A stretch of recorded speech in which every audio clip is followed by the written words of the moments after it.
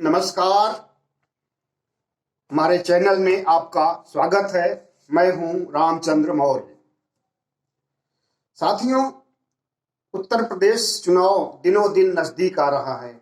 उत्तर प्रदेश सहित 5 राज्यों के चुनाव नजदीक आ रहे हैं और इन जगहों पर, इन राज्यों में रैलियों का दौर, चुनाव प्रचार का दौर बढ़ता जा रहा है। एक दूसरे पर आक्षेप लगाना, एक दूसरे को नीचा दिखाना और एक दूसरे को बुरा बताना हर राजनीतिक पार्टियों की आदतों में शुमार हो गया है।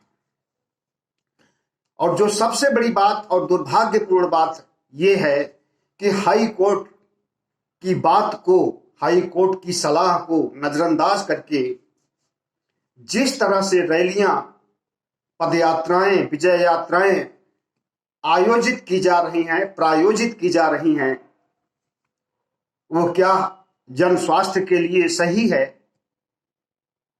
पिछले अनुभवों को हम क्यों भूल गए कि जिन अनुभवों के तहत पश्चिम बंगाल में देखा हमने कि प्रधानमंत्री की, ममता बनर्जी की बड़ी बड़ी रैलियां होती थी बिना मास्क के, बिना सामाजिक दूरी की। सामाजिक दूरी तो संभव ही नहीं है रैलियों में। भीड़ भाड़ में सामाजिक दूरी, और वो भीड़ भी लाखों की भीड़ हो तो वहां तो संभव है नहीं कि सामाजिक दूरी हो एक दूसरे से। जरूर शरीर टच करेगा एक दूसरे से, और शरीर का टच करना ही खतरे की घंटी है कोविड के हिसाब से। और इस खतरे की घंटी को खूब बजाया जा रहा है। सभी राजनीतिक पार्टियां कोविड को नजरअंदाज करके, ओमिक्रॉन को नजरअंदाज करके जिस रूप में चुनाव प्रचार कर रही हैं, और रात में लॉकडाउन। बहुत से लोग सवाल कर रहे हैं, आपको भी सोचना चाहिए, सबको सोचना चाहिए कि रात में लॉकडाउन का क्या सवाल, जब दिन में रैलियां हो रही हैं, सामाजिक दूरी को नजरअंदाज किया जा रहा है, मास्क को नजरअंदाज किया जा रहा है, तो रात में लॉकडाउन का क्या मतलब? रात में तो वैसे ही लोग ठिठुरती रात में अपने अपने घरों में दुबके होते हैं, सोते होते हैं। ऐसे में मान लीजिए कोई बाहर निकलता है तो वो कौन निकलेगा? किसी की माँ बीमार हो गई है, किसी की बहन बीमार हो गई है, किसी का बाप भाई बीमार हो गया है, तो उसको लेकर निकलेगा वो अस्पताल ले जाने के लिए। कोई जरूरी है, कहीं किसी को रेलवे स्टेशन जाना है, किसी को एयरपोर्ट जाना है, वो जाएगा। तो जो जरूरी चीजें हैं, अगर कोई जरूरी यात्राएं हैं तो उसके लिए लॉकडाउन कर दिया गया है, उस पर रोक लगा दिया गया है। उस पर पुलिस बर्बरता कर सकती है और करती भी है, हमेशा करती है, अभी भी कर रही है। लेकिन सवाल इस बात का नहीं है। सवाल तो इस बात का है कि प्रधानमंत्री को सोचना चाहिए, चुनाव आयोग को सोचना चाहिए, इस पर गंभीरता पूर्वक सोचना चाहिए। हाई कोर्ट की बात पर, कि हाई कोर्ट ने बेवजह सलाह नहीं दिया है। अगर हाई कोर्ट ने कहा है कि कोविड प्रोटोकॉल का पालन नहीं हो पाएगा, ओमिक्रॉन प्रोटोकॉल का पालन नहीं हो पाएगा, भीड़ में, रैलियों में, जनयात्राओं में, पदयात्राओं में, विजय यात्राओं में, और इससे महामारी को बल मिलेगा, महामारी को फैलने में हवा मिलेगी। हाईकोर्ट ने तो यहां तक कहा कि जान है तो जहान है। जब जान ही नहीं रहेगी तो वोट किसके लिए होगा और कौन देगा और सरकार कौन बनाएगा? कोविड एक ऐसी महामारी है जो कि निचले तबके को ही नहीं बल्कि सबको डसती है, और इसका अनुभव भी हो चुका है। बंगाल चुनाव में जिस तरह से प्रधानमंत्री मोदी की बड़ी बड़ी रैलियां होती थी, ममता बनर्जी की बड़ी बड़ी रैलियां होती थी, उसमें कोविड प्रोटोकॉल का जितना उल्लंघन किया गया, उसका परिणाम, उसका दुष्परिणाम भी देखने को हमें मिल चुका है। मौतें ज्यादा हुई हैं दूसरे राज्यों की अपेक्षा जहां पर चुनाव नहीं थे, बंगाल में भी, उत्तर प्रदेश में भी। और उत्तर प्रदेश की बात तो इसलिए भी कि पंचायत चुनाव चल रहे थे, पंचायत चुनाव पर रोक नहीं लगाई गई, और पंचायत चुनाव को गांव के लोग, कस्बे के लोग लोकसभा और विधानसभा के चुनाव से ज्यादा महत्वपूर्ण मानते हैं, क्योंकि उनकी लोकल बॉडी होती है वहां पर। तो उस समय उत्तर प्रदेश में जितना भीड़ इकट्ठा होती थी चुनाव प्रचार के दौरान, या चुनाव प्रचार करने में, या जनसभाएं करने में, या लोगों से मिलने जुलने में, उसका भी दुष्परिणाम देखने को आया कि कोविड विकराल रूप से गांव में भी फैला और गांव में बहुत ज्यादा मौतें हुई। उसकी वजह से सारी नदियां पट गई और पूरा देश शमशान बन गया। तो कोविड के विभत्स रूप को हम देख चुके हैं, और कोविड एक एक नहीं दो दो रूपों में आज मौजूद है। डेल्टा प्लस जिसे कहा जाता है, दूसरी लहर में जो आया था, अभी वो गया नहीं है। डेल्टा प्लस बीच में कुछ कम हुआ था लेकिन फिर बढ़ गया है।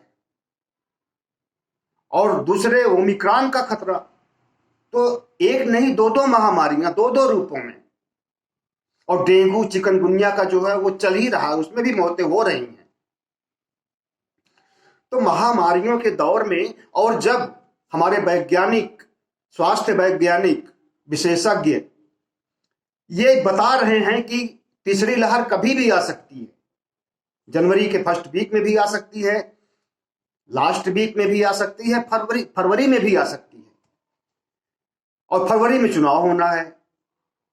तो न सिर्फ हाई कोर्ट की बात को नजरअंदाज किया जा रहा है, बल्कि स्वास्थ्य विशेषज्ञों, WHO की चेतावनी और धमकियों को भी नजरअंदाज किया जा रहा है। तो हमारा देश किस तरफ बढ़ रहा है, हमारे देश के हुक्मरान की मानसिकता कैसी हो गई है, उन्हें सिर्फ चुनाव ही चुनाव दिखाई देता है, जो मौतें होती हैं वो नहीं दिखाई देता है। जनता को कितना कष्ट झेलना पड़ता है, कितना संताप झेलना पड़ता है, ये नहीं दिखाई देता है। सियासतबाजों को, राजनीतिक दल के आला कमान को सिर्फ चुनाव और चुनाव जीतने का हथकंडा यही नजर आता है। तो साथियों, आज चुनाव आयोग ने एक प्रेस कॉन्फ्रेंस किया जिसमें चुनाव से संबंधित पूरी पारदर्शिता को स्पष्ट किया। राज्य में जितने भी मतदाताओं की संख्या बढ़ी है, बुजुर्ग मतदाताओं की संख्या बढ़ी है। 25 करोड़ का उत्तर प्रदेश है, कुल आबादी उत्तर प्रदेश की 25 करोड़ से थोड़ा अधिक है, लेकिन मतदाताओं की संख्या यहाँ 15 करोड़ 2 लाख हो चुकी है। और इसमें एक ताजुब की बात यह है कि महिला मतदाताओं की संख्या ज्यादा है और पुरुष मतदाताओं की संख्या कम।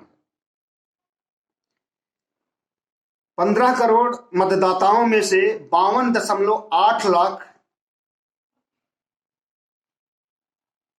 मतदाता नए हैं, मतलब जो 18 से 19 वर्ष की उम्र के या जो छूटे रह गए थे वोटर लिस्ट में जाने के लिए, उनकी संख्या 52.8 लाख है, जिसमें से 23.92% पुरुष हैं और 28.86% महिलाएं। मतलब 5% से भी अधिक महिलाओं की भागीदारी बढ़ी है, और ये अच्छी बात है। वैसे भी प्रियंका गांधी जिस तरह से महिलाओं को संबोधित कर रही हैं और महिलाओं के अंदर आत्मविश्वास और ताकत भर रही हैं, उससे भी हो सकता है कि महिला मतदाताओं की संख्या बढ़ी हो और उनके अंदर राजनीतिक चेतना आई हो।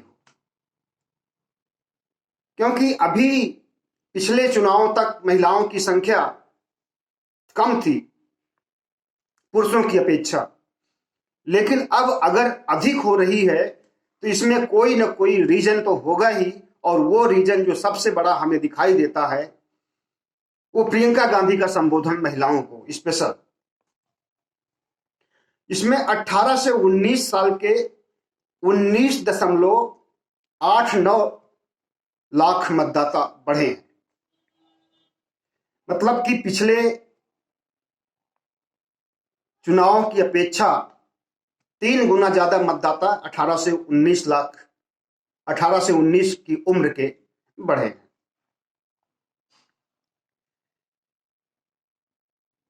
868 महिला 1000 पुरुषों पर, मतलब कि मतदाता जो 1000 पुरुषों पर 868 है, ये पिछले चुनाव में 1000 पुरुषों पर 839 महिलाएं थी। इनके अनुपात में भी बढ़ोतरी हुई है। 10 लाख से अधिक दिव्यांग, दिव्यांग मतलब विकलांग पहले कहा जाता था, हैंडीकेप कहा जाता था। मोदी सरकार जब से आई तब से उन्हें दिव्यांग नाम दे दिया गया। इनकी संख्या 10 लाख से अधिक हो गई है। पहले ये संख्या कम थी, अब ज्यादा हो गई। 80 साल की उम्र से ज्यादा के मतदाता 24,03,296 हैं। इन विकलांगों और 80 साल से ज्यादा उम्र के मतदाताओं को वोट देने के लिए चुनाव आयोग ने एक वैकल्पिक व्यवस्था की है कि अगर ये चुनाव मतदान बूथ तक नहीं जा पाते हैं, नहीं जा सकने में असमर्थ हैं, तो घर पर आकर के इनका वोट लिया जाए। और ये अच्छी बात है, लेकिन ये है कि इनका वोट लेने में पारदर्शिता होनी चाहिए, ईमानदारी होनी चाहिए। कहीं ऐसा ना हो कि भगवा कल्चर लहराने लगे और इनके वोट को प्रभावित किया जाए।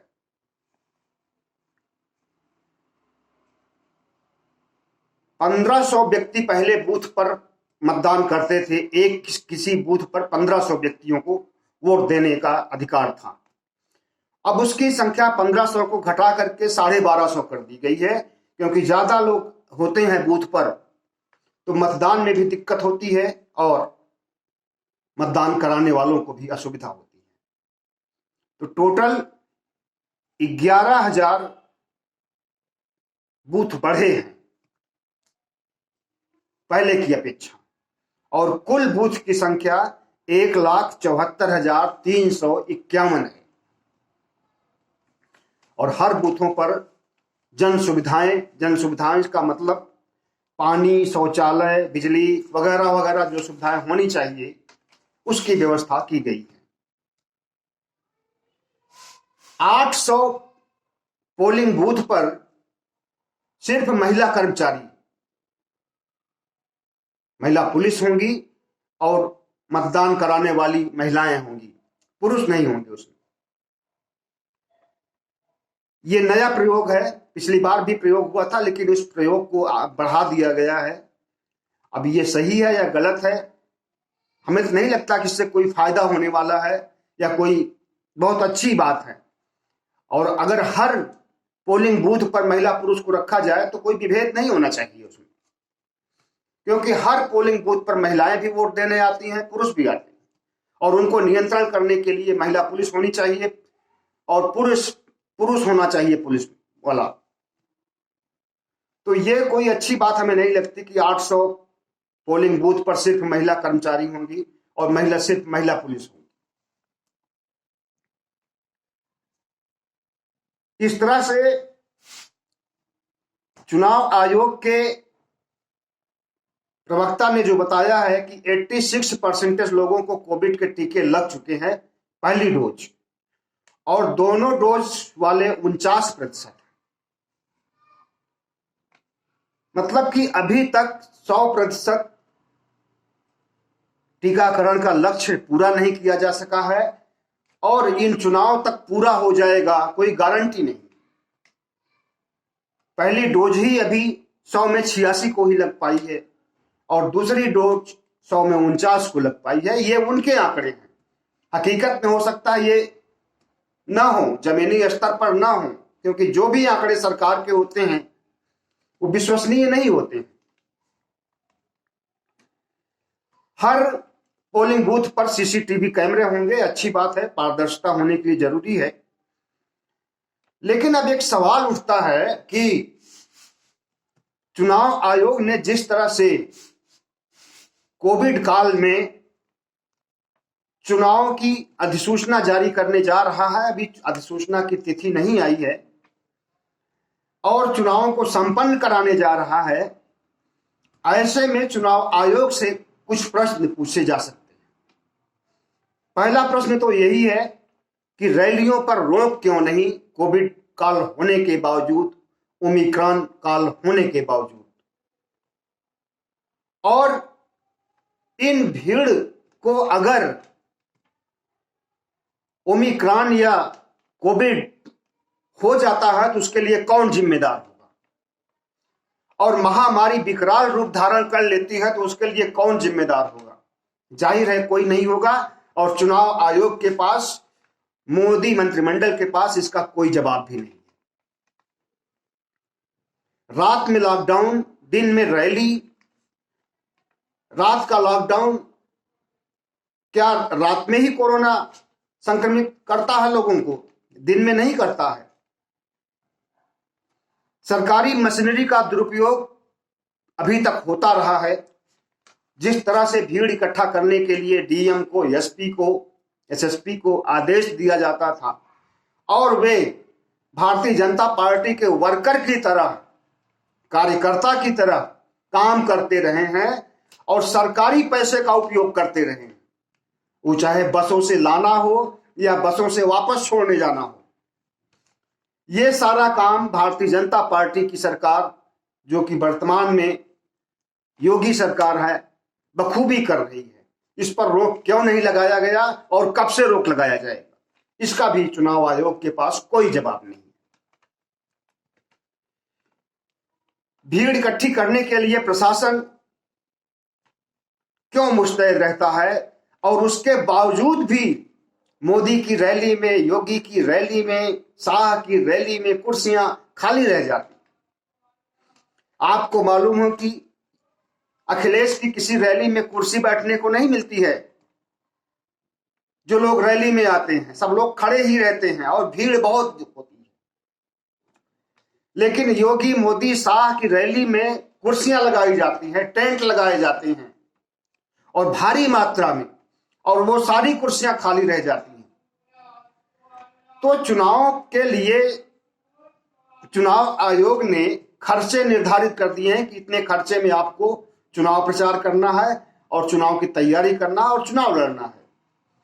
तो क्या उस चुनाव आयोग के द्वारा दिए गए आंकड़ों का पालन राजनीतिक पार्टियां कर रही हैं?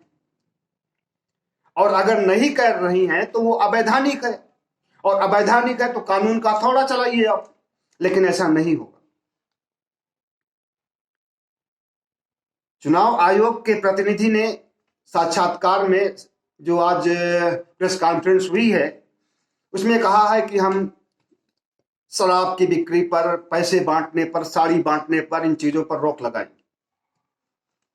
लेकिन कहां तक? गांव में जो जहां रैली नहीं होती है, भारतीय जनता पार्टी के कार्यकर्ता जाते हैं, वहां शराब भी बांटते हैं, साड़ी भी बांटते हैं, कंबल भी बांटते हैं और मतदाताओं को लुभाते हैं, लालच देते हैं, पैसे भी देते हैं। 500-500 रुपए दिया जाता है। अभी रैली में ले जाने के लिए, शाह की रैली में और अमित शाह की रैली में ले जाने के लिए महिलाएं जो रैली में आई हुई थी वही बता रही थी कि उन्हें 10-10 हजार रुपए देने की बात कही गई, लेकिन दिया नहीं गया।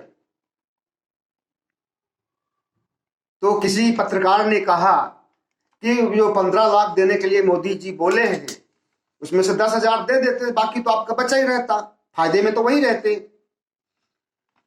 तो सवाल उठ रहा है कि चुनाव आयोग सिर्फ पारदर्शिता की बातें ही करता है, प्रतिबद्धता की बातें ही करता है, ईमानदारी से चुनाव होने की बातें ही करता है, या उस पर अमल भी करता है? अगर अमल करता है तो उसे भड़काऊ भाषण होने पर भी रोक लगानी पड़ेगी। हरिद्वार में क्या हुआ? भारतीय जनता पार्टी खुद से जो बातें नहीं कर सकती है वो बातें लोगों से करवा रही है। अपने बजरंग दल और हिंदू महासभा, आरएसएस के लोगों से कहलवा रही है और मुसलमानों को डरवा रही है, हिंदुओं के वोट का ध्रुवीकरण कर रही है। इसके लिए चुनाव आयोग के पास क्या फार्मूला है कि ऐसी गतिविधियों पर रोक लगाई जाए?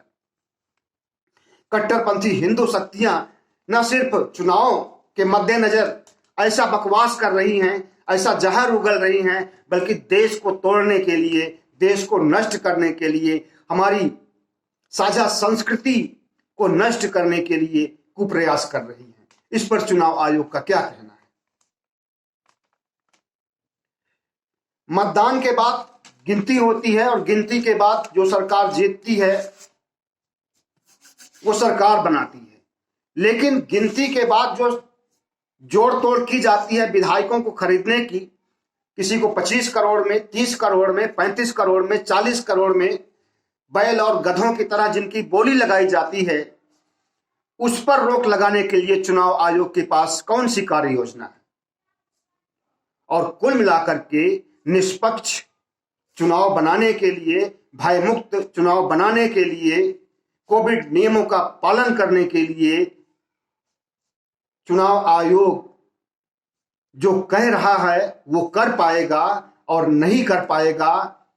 और चुनाव की वजह से, रैलियों की वजह से, भीड़ भाड़ की वजह से अगर ओमिक्रॉन और कोविड का खतरा बढ़ता है और फिर पिछले महीनों की तरह लाखों मौतें होती हैं, तो क्या उसका जिम्मेदार चुनाव आयोग होगा या भारत सरकार होगी?